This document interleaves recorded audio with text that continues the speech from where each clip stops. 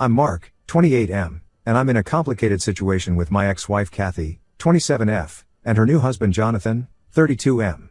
Kathy and I have known each other since high school. We met during freshman year when we were both part of the school's debate team. At first, we were just friends, but as we spent more time together preparing for debates, we started to develop feelings for each other. We officially started dating in our sophomore year. I remember asking her out after we won a big debate competition. We went to a local diner to celebrate, and I nervously asked her if she wanted to be my girlfriend. She said yes, and from that moment on, we were inseparable. Our relationship continued through high school and into college. We both got into the same university, which seemed like fate at the time. We studied different majors. I was in business, and Kathy was in psychology, but we always made time for each other. We'd study together in the library, go on weekend trips, and plan our future together. After graduation, we got married in a small ceremony. Our families and close friends attended. It was a beautiful day, and at the time, it felt like the natural next step in our relationship. We had been together for so long, and everyone expected us to get married. But looking back, we were far too young and unprepared for marriage. The first few months of our marriage were okay. We moved into a small apartment together and started our first jobs. But soon, the cracks started to show. We began arguing about everything: money, household chores, our careers, even what to watch on TV. It was like we suddenly couldn't agree on anything. Our marriage only lasted a year. The constant fighting became too much for me to handle.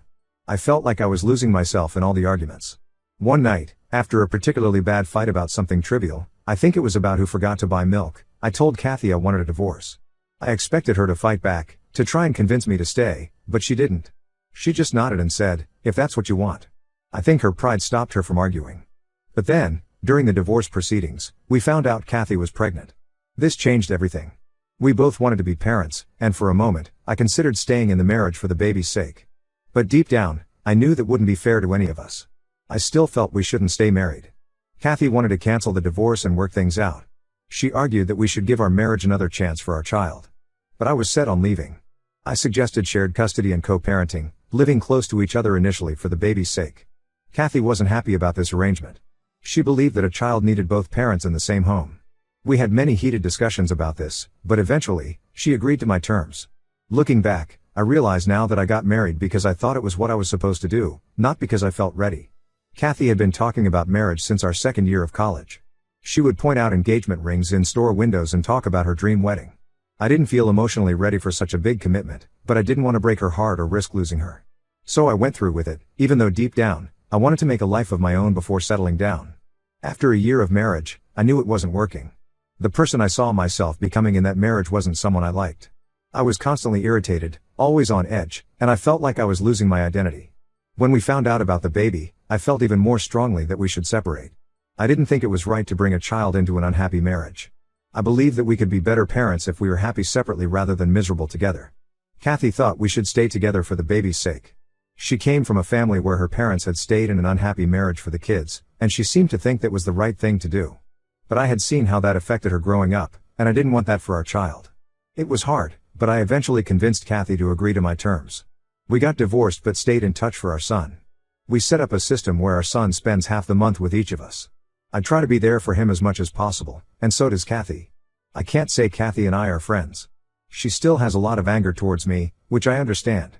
I still care for her. After all, we have a long history together, but I know we couldn't have been happy together long term. Our personalities and life goals were just too different. I was there for her during the pregnancy and birth, even staying with her for a few days after our son was born to help out. I wanted to show her that even though our marriage was over, I was committed to being a good father and co-parent. Despite this, Kathy told everyone that I had abandoned her when she needed me most. She painted me as the villain in our story, telling our friends and family that I had left her alone and pregnant. Most of my friends stopped speaking to me because of what she said. Some of them sent me angry messages, calling me selfish and irresponsible. I didn't confront her about these lies. I felt guilty about marrying her when I wasn't ready, about not being honest about my feelings from the start. I accepted the social backlash as my punishment for my mistakes. Strangely, Kathy was always nice to me in person when we met for handovers of our son.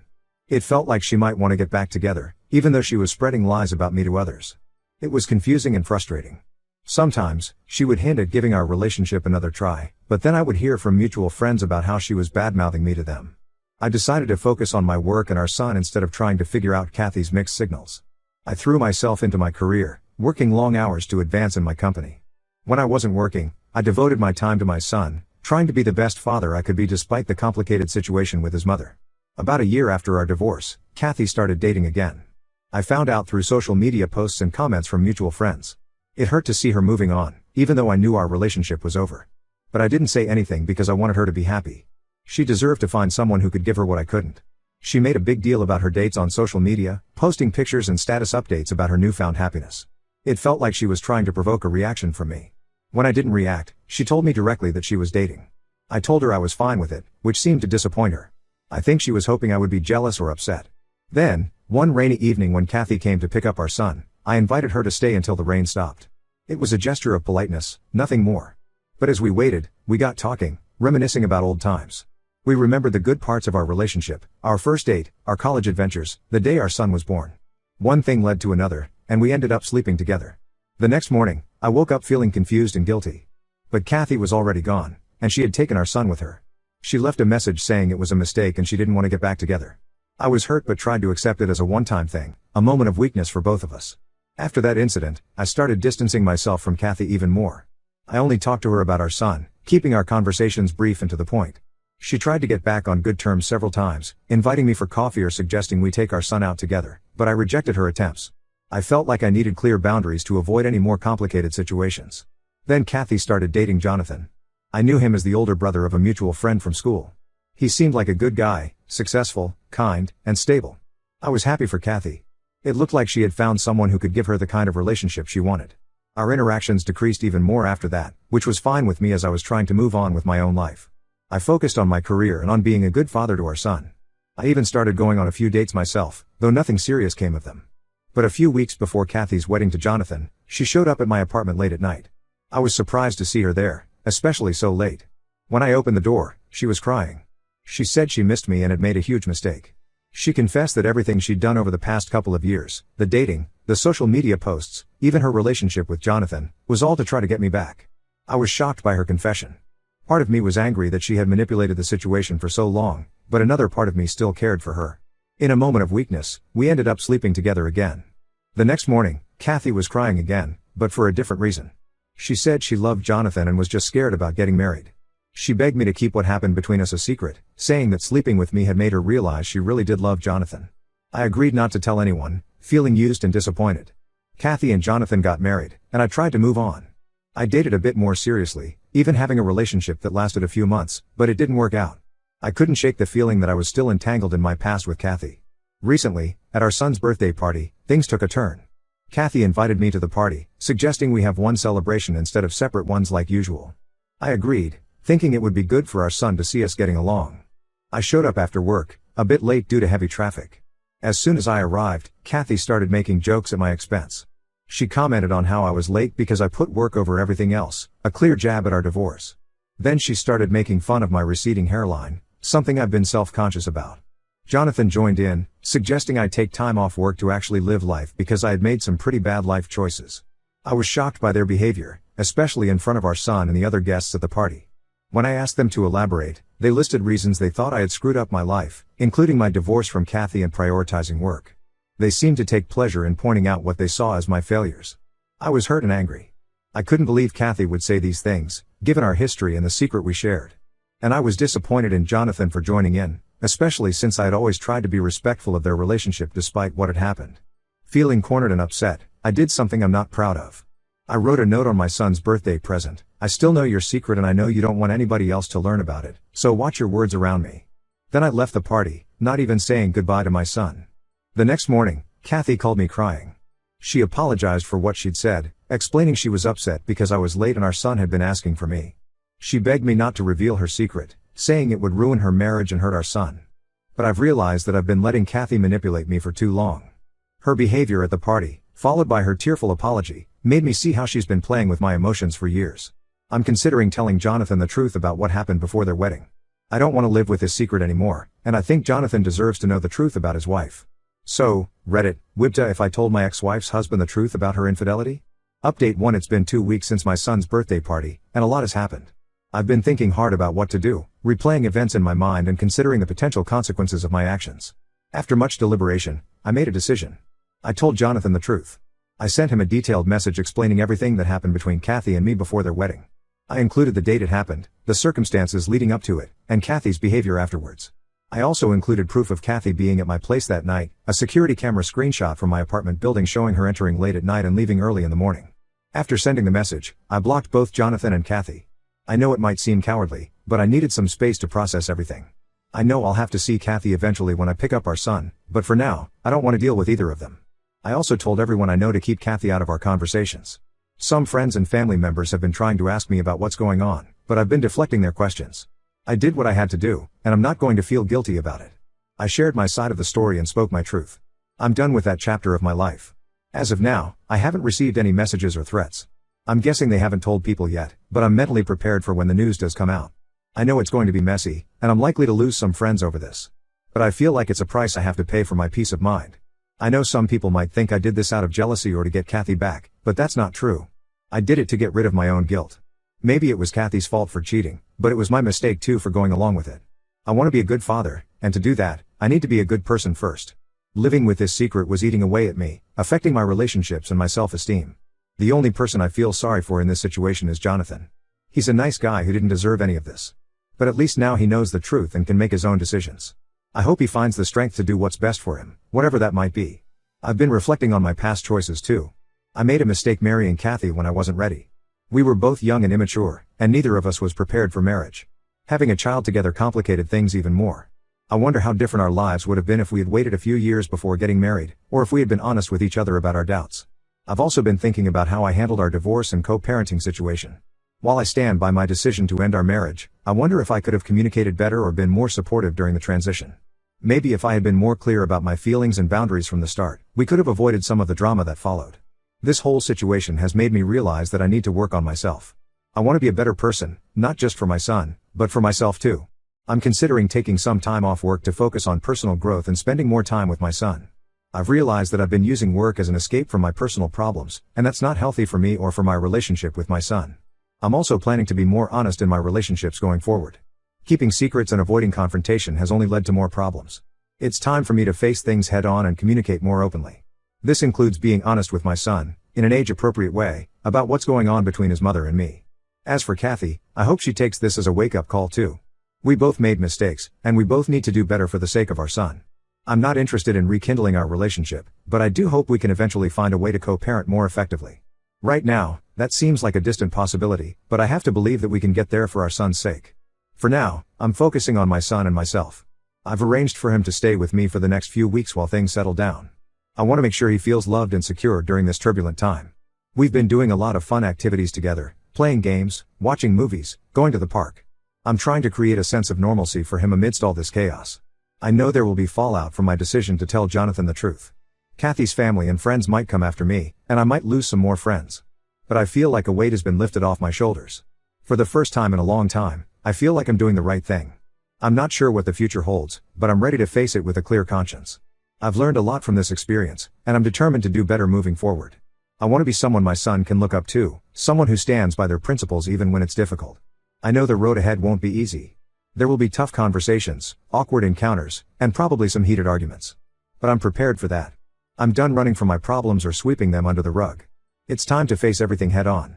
To anyone out there in a similar situation, wondering whether to reveal a difficult truth, I say this: think carefully about your motivations and the potential consequences. But also consider the cost of keeping secrets. Sometimes, the short-term pain of telling the truth is worth the long-term peace it brings. Update 2: It's been a month since I told Jonathan the truth, and as expected, all hell broke loose. The news of Kathy and Jonathan's divorce has spread like wildfire. Just as I predicted, Kathy's family and friends have been attacking me nonstop. My phone has been blowing up with messages calling me a homewrecker, a sociopath, and worse. They're convinced I did this because I want Kathy for myself. But they couldn't be more wrong. I did this to free myself from the burden of guilt and lies. I'm not interested in getting back together with Kathy. Our relationship has been toxic for years, and I'm finally ready to break free from it completely. Jonathan reached out to me last week. It was a difficult conversation, but I'm glad we had it. He thanked me for telling him the truth, even though it was painful. He said he had suspicions about Kathy's fidelity but never had concrete proof. He's hurt and angry, but he's grateful to know the truth before they started a family together. Kathy, on the other hand, is furious. She showed up at my apartment unannounced, yelling and crying. She accused me of ruining her life and said she'd never forgive me. I remained calm and told her that she ruined her own life by cheating and lying. I also reminded her that she had plenty of opportunities to come clean to Jonathan herself. The hardest part of all this has been explaining the situation to our son. He's confused and upset about why Uncle Jonathan isn't around anymore and why Mommy and Daddy are fighting again. We've tried to shield him from most of the drama, but kids are perceptive. He knows something is wrong. Kathy and I had a long, difficult conversation about how to handle co-parenting moving forward. We've agreed to keep our interactions strictly about our son and to never badmouth each other in front of him. It's going to be challenging, but it's necessary for our son's well-being. I've also had to deal with the fallout among our mutual friends. Some have sided with Kathy, believing her version of events. Others have stood by me, appreciating my honesty. A few have chosen to distance themselves from both of us, not wanting to get involved in the drama. Through all of this, I've stuck to my decision to focus on personal growth. I've started reading self-help books and practicing mindfulness. I'm learning to set better boundaries and communicate more effectively. It's not easy, but I'm already seeing positive changes in my life. I've also been spending more quality time with my son. We've been going on weekend adventures, playing games, and just talking. I want him to know that no matter what happens between his mother and me, he is loved and supported. As for my relationship with Kathy, it's at an all-time low. We're barely speaking beyond what's necessary for our son. Part of me feels sad about this, given our long history together. But another part feels relieved. The constant drama and manipulation are finally over. I know the road ahead won't be easy. There will be more challenges as we navigate this new reality. But for the first time in years, I feel like I'm on the right path. I'm no longer living a lie or carrying the weight of someone else's secrets. To those who are in similar situations, wondering whether to reveal a difficult truth, I say this: it won't be easy, but the peace of mind is worth it. Living with integrity, even when it's painful, is better than living with guilt and lies. I don't know what the future holds, but I'm ready to face it head on, with honesty and integrity. It's time to write a new chapter in my life, one where I'm true to myself and those around me. Update 3: It's been half a year since everything blew up, and life has finally started to settle into a new normal. Kathy and Jonathan's divorce was finalized last month. It wasn't pretty, but it's done. Kathy has moved to a different part of town, which has made our co-parenting arrangement more challenging, but we're making it work. Our son is doing better now. We've both been putting in extra effort to make sure he feels secure and loved. He's in therapy to help him process all the changes, and it seems to be helping. He still asks about Jonathan sometimes, which is hard, but we're honest with him in an age-appropriate way. Kathy and I have established a strictly business-like relationship when it comes to our son. We communicate through a co-parenting app to keep things organized and avoid unnecessary conflict. It's not ideal, but it's functional. I've stuck to my personal growth plan. I've been seeing a therapist regularly, which has been incredibly helpful in processing everything that's happened and working on my issues. I've also joined a support group for divorced parents, which has given me a safe space to share my experiences and learn from others. Work-wise, I did end up taking some time off. I used it to reconnect with myself and my son. When I returned, I had a frank discussion with my boss about achieving a better work-life balance. Surprisingly, they were very understanding and supportive. As for my social life, things have improved. I've reconnected with some old friends who reached out after hearing about everything that happened. I've also made some new friends through my support group. It's nice to have people around who understand what I've been through. Kathy's family eventually stopped harassing me. I think they finally realized that their anger was misdirected. A few of them even apologized for their behavior. I appreciated their apologies, but I'm keeping my distance for now. Jonathan and I have had a few more conversations. He's doing better, focusing on his career and spending time with friends. He thanked me again for telling him the truth, saying it allowed him to make informed decisions about his life. As for Kathy, last I heard, she's also in therapy. I hope she's working on herself and her issues. Despite everything, I do want her to be happy and healthy, if only for our son's sake. Looking back, I don't regret my decision to tell the truth. It was difficult and messy, but it was the right thing to do. I'm proud of myself for finally standing up and refusing to be manipulated any longer. This experience has taught me a lot about the importance of honesty, integrity, and self-respect. It's also shown me the value of setting boundaries and the strength it takes to stick to them. I'm not naive enough to think that everything will be smooth sailing from here on out. Co-parenting with Kathy will always be challenging, and I'm sure there will be more hurdles to overcome. But I feel equipped to handle whatever comes my way.